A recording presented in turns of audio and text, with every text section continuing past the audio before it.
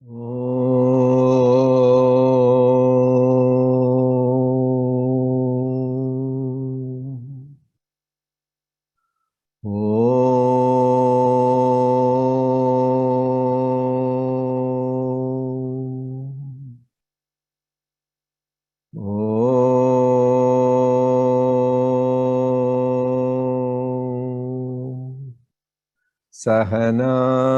vavatu Sahanau bhunaktu Sahaviryam karavavahai Tejasvinavadhitamastu Ma vidvishavahai Om Shanti Shanti Shanti. May the Lord protect us. May He nourish us. May we acquire the capacity to study and understand the scriptures. May our study be brilliant and may we not cavil at each other. Om, peace, peace, peace unto us all. Dear brothers and sisters, loving Sai Ram to all of you.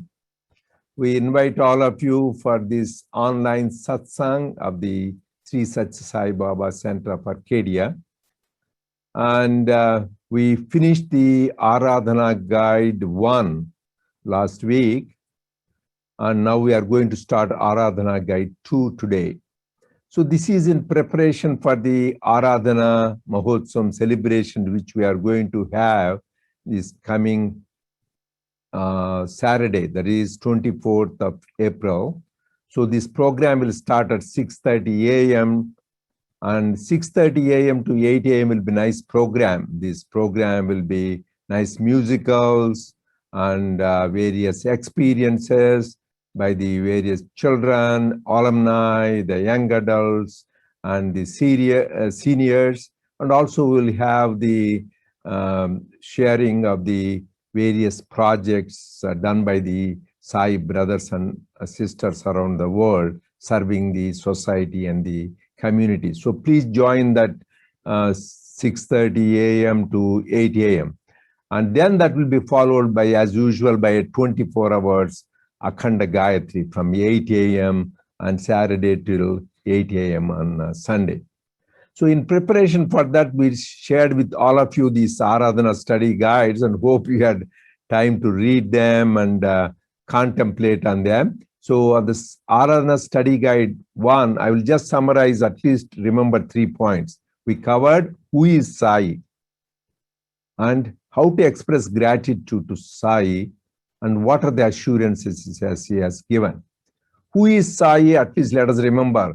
Sai Baba means he is our divine mother and father, and he is omniscient, omnipresent, and omnipotent. He is everywhere, everything ever. Second is, how do you express gratitude to Swami, who has blessed us, showered so much love on us? By repeating his name all the time, Om Sri Sai Ram. Or singing his glories and offering our pure heart, getting rid of the negative tendencies and practice his teachings. That is the way we offer gratitude. Third, remember the assurances he has given. Because in life, we all go through ups and downs, doubts, depression, anxiety, and fear. The best solace is remembering his assurance. He said, I am always with you. Completely you can depend on me. I will never give you up. Just let us remember that. If you remember that, no more anxiety and fear, no more doubt and depression. At least these are the main points you should remember. Who is Sai? How to express gratitude to Sai, and what are the assurances he has given so that we dependent on him. Now we are going to start on Aradhana Guide 2, which is really Aradhana. How do you worship God? And just we'll start. There are 3 sections on this, and we are going to start on that. So Dr. Venkat Sadanand is going to read today. Thank you. Sai Ram, Dr. Reddy. My humble pranams to our most beloved Swami. I'm reading first the quote in the opening page. Who is Radha? People consider her to be an ordinary woman and distort the facts. She had no attachment to her body. She had attachment to Krishna alone. This nature, called Dhara, itself took birth as Radha. This Dhara is the basis, Adhar, for the creation. In the name Radha, R stands for Radha, A stands for Adhar, Dha stands for continuous, Dhara, and A stands for Aradhana. It means that continuous worship, Aradhana, is the basis, Adhar, for Radha. She was in constant contemplation of Krishna. Even in her sleep, she would chant Krishna's name. This is from SSSIO Speaks, Volume 31, Chapter 38, 12th October 1998. We now come to the first chapter, Faith. God is. God is present as the indweller in every living being belonging to each of these very large number of species. How come? Because he is the one that became many. When the forms of God are so numerous, in what particular form should we worship God then? By what name should we call him? Forms are the result of our physical perception, and names are what we have given to those various forms. By himself, God is just truth. Here is a flower, a pad, and a cloth. Swami points out the various objects on the table before him. To the eye, they all appear quite different. The flower is a flower, the cloth is a cloth, and the pad is a pad. Despite the varying names and forms, there's a common underlying factor. They all exist. This existence is the basic truth. It is the unifying substratum behind the different names and forms. It is. It is the same with God. God is certainly God. There certainly is. And visible also, he is. God is. He exists. You should have complete and total faith in this existence. If you have this faith, you can see him everywhere. From Summer Showers 2000, chapter 11, 24th May 2000. Only eternal true form of God is Atma.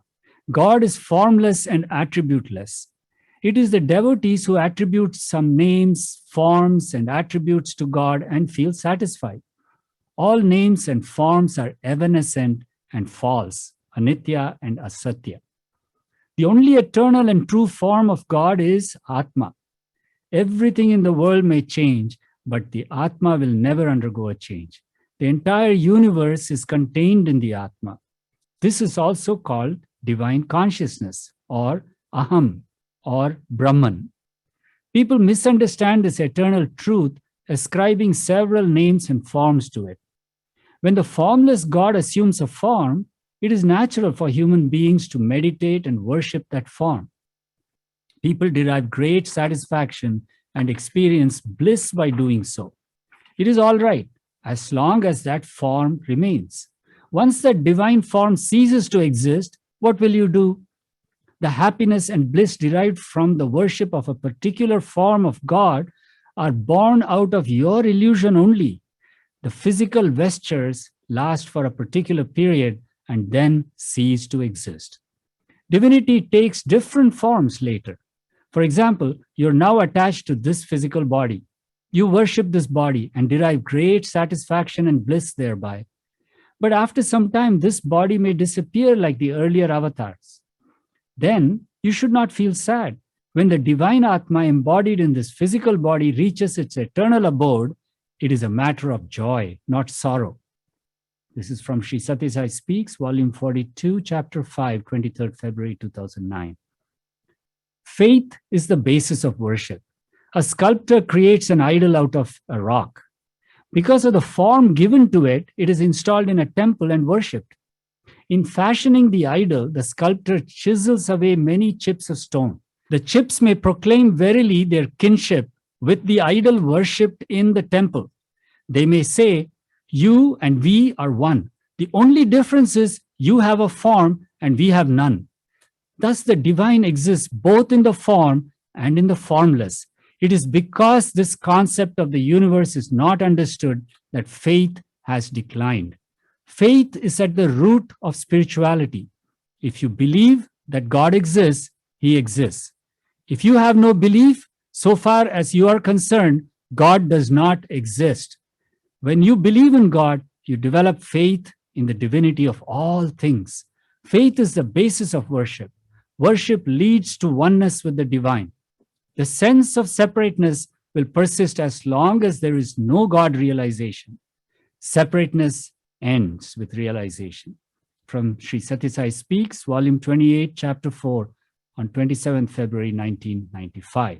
So anyway, just we'll summarize just the few basic points. Swami talked about Radha, Radha, always we talk about Radha and Krishna. So much importance. There is no Radha without Krishna, no Krishna without Radha.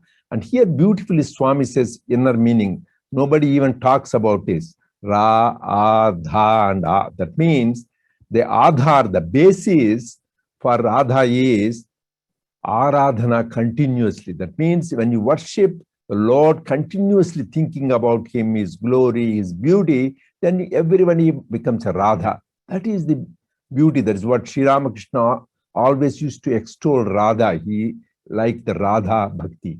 So the thing is, the basis of our love for Sri Krishna was based on continuous Aradhana. Aradhana continuously. Then how do you do that? For that, first we talked about the faith. Faith in what? That we all should first believe that God exists. As Swami was telling, somebody said, God is nowhere. But the person who believes made it, God is in the same letters. Now here. Just move the word around. Instead of nowhere, now here. So we should have conviction. That is why the spiritual practices, which Swami recommended, is the 5-letter mantra. Devu Dunnadu.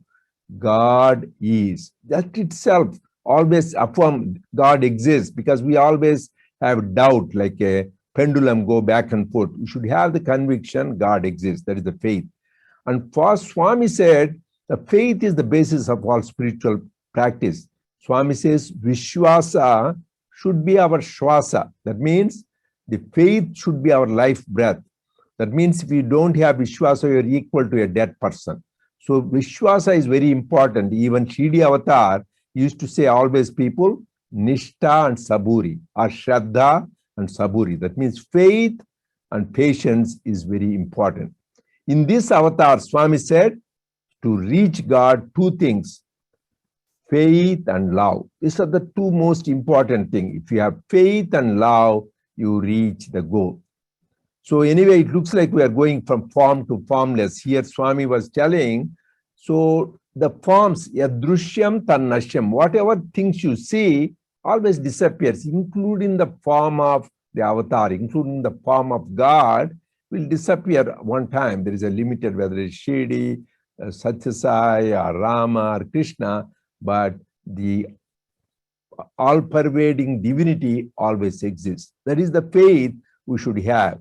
So Swami says, have faith God exists, and that God is beyond all names and forms. He is there everywhere, ever, in everything, everywhere, ever. So this is the main thing talking about the faith. So now you can go to the next section, the practice. Practice. Since ancient times, many people have been making efforts to attain God by practicing 4 types of worship called Aradhana, as prescribed by the culture of India, Bharat. Worships that are truth-based, manifestation-based, symbol-based, and step-by-step based. Satyavati Aradhana, Angavati Aradhana, Anyavati Aradhana, and Nidhanavati Aradhana. From Sri Sathya Sai Speaks, Volume 29, Chapter 5, 20th July 1996. So the first one, truth-based worship. World is the effect and God is the cause. The first is truth-based worship, Satyavati Aradhana. In this type of worship, the devotee worships God with the faith that he is immanent in every particle of the universe, just as butter is present in every drop of milk, like oil in sesame seeds and fire in wood. God pervades the entire manifest creation. The devotee worships God with the awareness that Lord Vishnu pervades the entire world, Sarvam Vishnumayam Jagat, and believes that the world is the effect and God is the cause. Sri Sathya Sai Speaks, Volume 29, Chapter 5, from 20th July, 1996. God is both being and becoming. God is the material cause of creation, of the cosmos, of the universe. He is the substance, the basis, the material cause. God is also the efficient cause. He is both transcendental and phenomenal, both being and becoming. Like silver in the cup, the cosmos is all God. He has been manifesting himself as all this. He has willed to become all this. In everything, Padartha, he is the highest truth. Param Artha is immanent. In the absence of this highest truth, nothing can exist. Each one is sustained by the all-comprehensive reality. From Sutravahini, Chapter 7. The next is manifestation-based worship. Worship the five elements as manifestation of God. There is another subtle path by name manifestation-based worship, Angavati Aradhana. Those who follow this path consider each of the five elements, namely ether, air, fire, water, and earth, as the manifestation of God and worship them. These five elements are represented in the human body as senses of hearing, touch, sight, taste, and smell. Even today, people worship water as Mother Ganga, air as Vayudeva, rain as Varuna Deva. In this manner, Indians, Bharatiyas, have been worshipping the five elements in accordance with their ancient culture. This is Angavati Aradhana. From Sri Sathya Sai Speaks, Volume 29, Chapter 5, 20th July 1996. God permeates the entire creation. God permeates the entire universe in the form of existence, knowledge, bliss, Sat Chit Ananda. The five elements, earth, water, fire, air, and ether, are embodiments of God, who manifests in the entire creation as truth, auspiciousness, and beauty, Satyam, Shivam, Sundaram. Every human being is therefore a manifestation of Sat Chit Ananda. God manifests as sound, touch, form, taste, and smell in the elements ether, air, fire, water, and earth, respectively. Since he permeates all the five elements and the entire creation, the Upanishads declare the entire world is permeated by God. Vishavasyam idam jagat. God is omnipresent. There is no place in the world where he does not exist, with hands, feet, eyes, heads, mouth, and ears pervading everything. He permeates the entire universe. From Summer Showers 2002, Chapter 11, 26th May 2002. Sanctity of the five elements must be preserved. The human being is like a bottle. If evil thoughts dominate, the bottle indulges in bad actions. If good thoughts prevail, the body performs good actions. The body is not responsible for the actions. The thoughts that propel the body are. Bad feelings, bad thoughts, and bad company provide the stimulus for bad actions. You must understand this basic fact. You should have food, you should have good thoughts, and aim at purity in character. Recognizing the five elements as God's gifts, their sanctity must be preserved. They must be made use of in a proper and befitting manner. Why do you sing bhajans? Inquire deeply into the meaning of this practice. Bhajan singing provides an opportunity to chant the Lord's name in a sweet and pleasant manner. The vibrations associated with the divine name then suffuse into the atmosphere and cleanse it. The pollution present is wiped out.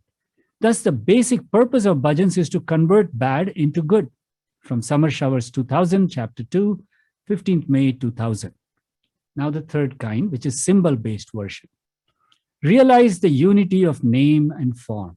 The third path is the symbol-based worship, Anyavati Aradhana. People who follow this path ascribe to God various names and forms with specific attributes, just as the one who wields the Kodanda bow, Kodandapani, symbolizes Rama, and the one who sports Ganga in his matted locks, Gangadhari, denotes God, Ishvara. Similarly, Vishnu holds the conch, disc, mace, and lotus in his four hands. Krishna sports a peacock feather on his head and plays on his divine flute. In the same way, Saraswati is considered as the one who holds the musical instrument Veena in her hand, Veena Pani. From Sri Sathya Sai Speaks, Volume 29, Chapter 5, 20th July 1996.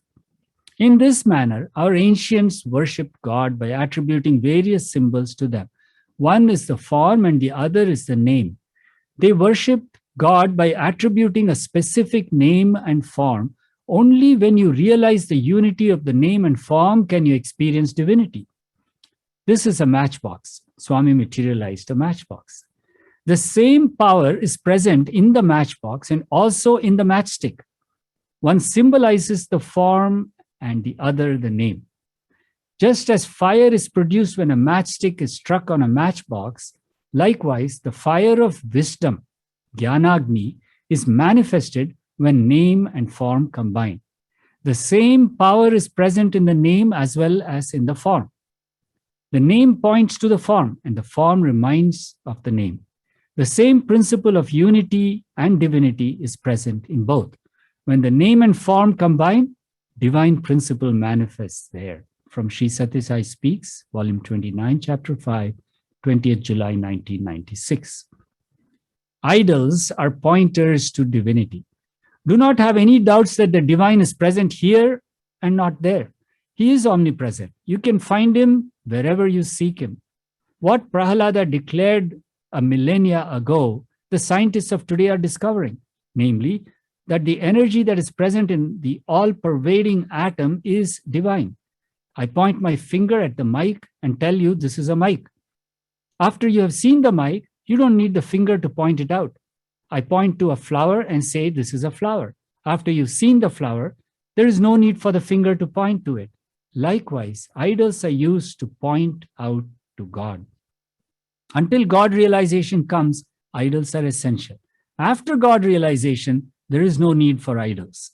From Sri Sathya Sai Speaks, Volume 28, Chapter 4, 27th February 1995. NineFold devotional worship, the last type. The fourth type of worship follows 9 paths of devotion, Vidhanavati. This spiritual exercise, sadhana, is performed by 1. Listening to the sacred word, Shravanam. 2. Singing the glory of the Lord, Kirtanam. 3. Chanting the name of the Lord, Vishnu Smaranam. 4. Service to the lotus feet, Pada Sevanam. 5. Offering salutations to the Lord, Vandanam. 6. Offering worship, Archanam. 7. Service to the Lord, Dasyam. 8. Being the Lord's friend and companion, Sakhyam. 9. Surrender, Atma Nivedanam. By following these 9 paths of devotion, people contemplated on God and attained the goal of life. One can attain the goal of life by the power of upasana or worship.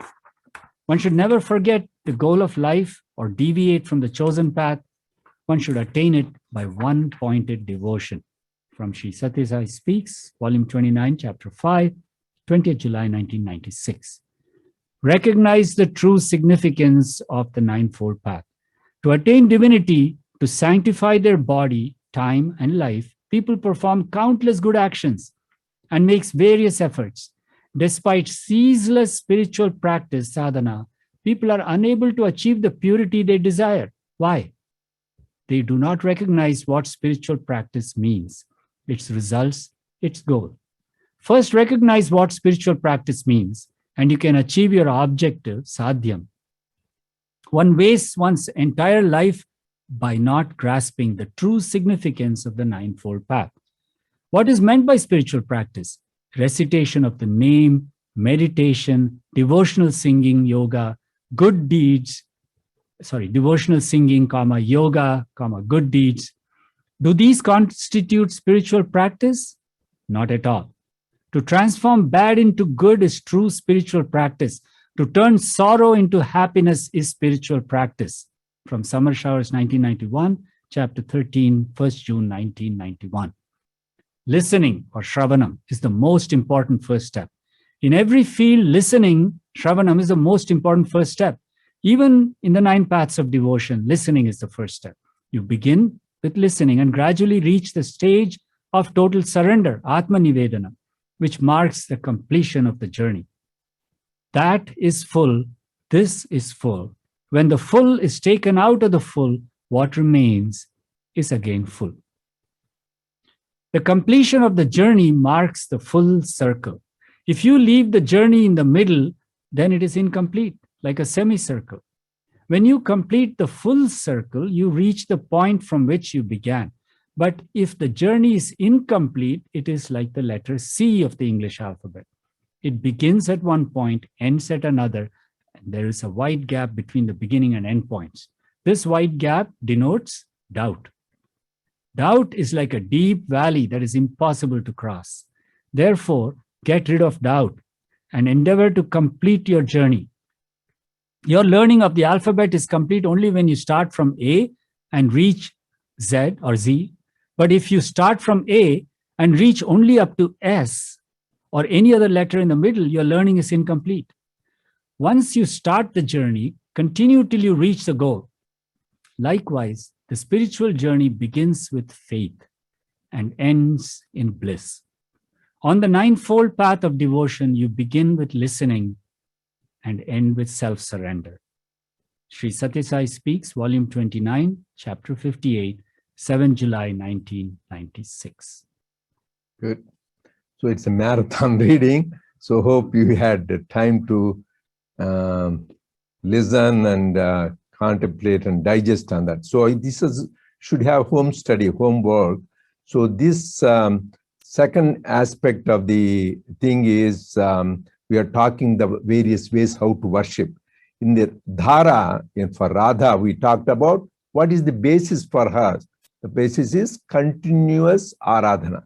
Now Swami is explaining what is Aradhana. There are 4 types of worship. First is Satyavati Aradhana. That means worship really and based on truth. What is the truth? Truth is only one. Swami says that God is Isha Vashyamidam, all pervading. There is only one God and he is omnipresent.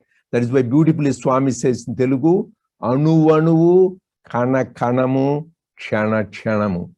He is the Supreme Lord. That means every atom, that means everything inanimate or animate, everything, and every cell, that means animal, plants, birds or beasts, and every moment, Anu Anuvu Kana Kanamu Kshana Kshanamu. That means every cell, every atom, and every moment in the universe is permeated by God. That is the experience. That is real truth. We should have that. Remember, these forms come and go. As we said, whatever you see, the form will disappear one day. Even the mountains, the nature, everything will disappear.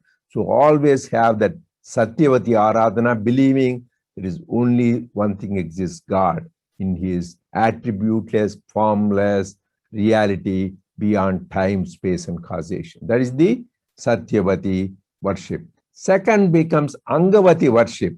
Angavati worship is what you see, the 5 elements Swami is talking about.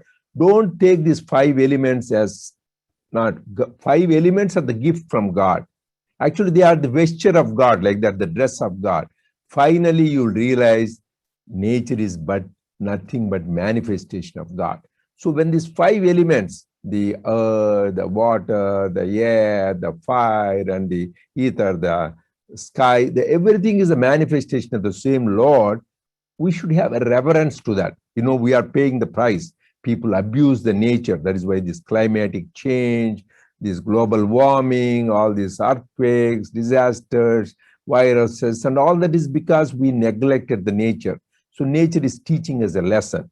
So we need to always have reverence for the nature. How do you do that? That's why we had a nice Go Green Conference and environmental initiatives. Now our brothers and sisters all over the world took in environmental initiatives, like they are doing the massive tree planting. Millions of trees all over the world are being planted, and they are doing the home gardening, and they are doing the alternative energy, looking at the wind energy, the solar energy. So this is actually in California, I said in few years, they are going to make it compulsory for people to use the electric vehicles. So this is the way to cut down the pollution, by using the alternate fuels instead of the fossil fuel. Another thing is try to avoid the plastic waste. And then that is why the plastic is being recycled. And also cleaning the beaches and the environment, people are dirtying it. So all these efforts will keep the nature clean. So you are respecting nature. So that is the next is Angavati worship. Third is Anyavati worship. That is what we all do that. That is worshiping the idols and symbols. Worship a picture, worship a form of Swami said Rama, like Shiva, Krishna, with various ornaments or various decorations. That is good. But don't get stuck there. That is what repeatedly say, Pradamam Pratima Puja. That means it is a beginning stage. Actually, if you read Bhagavatam, there is a great personage considered incarnation of Vishnu called Kapila. He teaches his own mother Devahuti, and there he says, these ignorant people, they forget to worship me in all beings, and they worship only in the idols and forget about me. They're insulting me, he says. There is nothing wrong in worshiping the idols, but don't confine the worship to the idols. See that from form, you go to formless. Like in the video recording now, we had, sometimes you saw my form, and some I became formless. That is a part of our life. Sometimes you become form, sometimes formless. Ultimately, every form, whether my form, your form, every form will become formless one day, even including avatar form. What are we? So we need to be prepared. Ultimately, everything is formless. So that is the next stage of the thing, from Angavati to Anyavati. And finally, Nidhanavati. That is the ultimate. How do you worship? The ninefold path of worship. As Swami emphasized, first is Shravanam. We know the classical example of Parikshit. Just he heard about Bhagavatam for 7 days, he was liberated. So once we know our death is close, or even otherwise, always listening to the glories of God. Swami says that is the first and easiest. Next is Kirtanam, singing the glories, which we do in bhajans. That is why today we'll have longer singing of bhajans of Lord Rama. And there is Narada is an example, how he reached the ultimate goal by Kirtanam. And then Vishnu Smaranam, always remembering the name of God. Om Namo Narayana, Om. Like Prahlada is an example for Vishnu Smaranam. And Padasevanam, there are many, but one is classical, is Mother Lakshmi itself, always serving the feet of the Lord. And then Vandanam is Akrura, is given one example of reaching the Lord by Vandanam. And then Archanam is Prutu, and Dasyam, the servitude, servantship is Hanuman is the greatest example. And Sakyam, through friendship. Swami says that is the easiest way to relate that God is our friend. One is Arjuna, another is Kuchela, who treated Lord as the friend. And finally, Atmanivedanam, complete surrender, like Bali is supposed to be. He didn't care about his kingdom, his life, he completely surrendered. Lakshmana is another example. So these are the ways we can reach God. So at least remember the headings, this Satyavati, Angavati, Anyavati, and Nidhanavati. So these are the things. First we talked about the faith, then now we are talking about the practice. And these are the 4 main types of Arjuna. Now the last one, the experience. We go to. Thank you, Dr. Reddy. Experience. Samadhi should not be foolishly understood as blankness or darkness of the mind. The state of mind which goes with japa has been described as the state of samadhi. Here the word japa does not mean holding a chain of beads and merely turning the beads on your fingers. Japa means continual repetition of the name of the Lord. This repetition may or may not be loudly done. It should at least be done in your mind. This repetition of the name of the Lord in one's own mind is called japa. From Summer Showers 1973, chapter 7, 26 May 1973. Samadhi is equal-mindedness. What does samadhi mean? Is it a state of trance? No. Is it a state of emotional utterance? No. Is it absorption in one's self? No. When people refer to a man in trance or in unconscious state as one experiencing samadhi, they are thoroughly mistaken. It may be a case of hysteria or of epilepsy. It may be the result of some strong emotion or one caused by excitement. The true meaning of samadhi is, it is a state of union with Sat. Sama means equal and Dhi is mind. Equal-mindedness is samadhi. To treat alike pleasure and pain, heat and cold, darkness and light is true samadhi. This is the quality of Sat. It has no pleasure or pain. It is all-pervading. From Sri Sathya Sai Speaks, Volume 27, Chapter 17, 26 June 1994. Samadhi can admit nothing other than Brahman. When one knows that there is not one iota of distinction between the individual, Jiva, and the Atma, that they are one and the same, then it is the highest samadhi. It is the fruit of ripest meditation, the dearest moment of yogis, the destroyer of ignorance, the signal of the grace of God. Incessant thirst to know the Atma as all is worthy to be encouraged and welcomed, for it is the path through which all doubts can be eliminated. Samadhi is of two types, differentiated and undifferentiated. In differentiated samadhi, the threefold nature of knower, knowing, and known will still persist. When it is realized that the knower is Brahman, knowing is also Brahman, and the thing to be known is also Brahman, then there is no more agitation or activity. That is undifferentiated samadhi. Samadhi is the ocean to which all spiritual discipline flows. The 7 streams of inner sense control, outer sense control, posture, regulation of the breath, mind control, concentration, and meditation on the divine, all find their consummation in samadhi. Every trace of name and form disappear in that ocean. The server and the one who is served, the meditator and the one who is meditated upon, all such duality is dispelled and destroyed. One won't even experience the experience. That is to say, one won't be aware that one is experiencing oneself alone, nothing else. That is samadhi.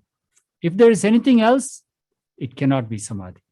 It is something like a dream, a fantasy, a passing vision at best. Samadhi can admit nothing other than Brahman. Prashanti Vahini, chapter 29. Okay, that concludes our study guide 2. So first we talked about how to do the continuous worship, Aradhana. That is why we should all be prepared. Nice to sing bhajans, but we should know we are getting prepared for Aradhana. Please read that in the study guide 1. At least remember who is Sai, how to express gratitude to Sai, and remember his assurances. In this, how to have absolute faith in the existence of God and the various spiritual practice. At least remember the name, Satyavati, Angavati, Anyavati, and Nidhanavati. And finally, if we practice this, we'll get the Samadhi. There are 2 types of Samadhi, Savikalpa Samadhi, Nirvikalpa Samadhi. In Savikalpa, still you think you are separate, you experience that divine bliss. But Swami is talking about the Nirvikalpa Samadhi, highest, where you experience nothing but Brahman. And that stage when you come, nothing but Brahman you experience, then you will find real Samadhi. Samadhi means equal-mindedness. So please, these 2 things we rushed through, these 2 guides we did, but please go back and study, at least in this, we have few more days before Aradhana Utsavam. Try to study, that is really the gratitude. These are all, everything is Swami's teaching. I hope we had a wonderful Sri Ramanavami celebration yesterday. So just I want to start two brief point. Sri Rama is the embodiment of Dharma. He is Ramo Vigrahavan Dharma, is embodiment of Dharma. And one couple of things you can see, he was the ideal son, he was the ideal king, ideal friend, and ideal foe. He showed how to behave like one. But here, the main thing we learned is how he always had two things we should learn: gentle smile, and second is wonderful, sweet speech, soft speech, and he was God also uplifting, helpful to others. And then another point we need to remember is just repeating the name of Rama is equivalent to repeating 1,000 names of Vishnu. So just these words, Lord Shiva himself says, Sri Rama Rama Rameti Rame Rame Manorame Sahasranama Tatulyam Ramanama Varanani. Once we do that, he says he will give Abhayam. He says, I take a vow, Abhayam Sarva Bhutebhyo Dadamiti Vratam Mama. My Vratam is whoever says, repeats my name, surrenders, I will take care of them. This is my assurance. I will give them complete. So let us pray to the Lord Rama, remember him always, and repeat his name, and do his work, and have our life redeemed. Jai Sai Ram.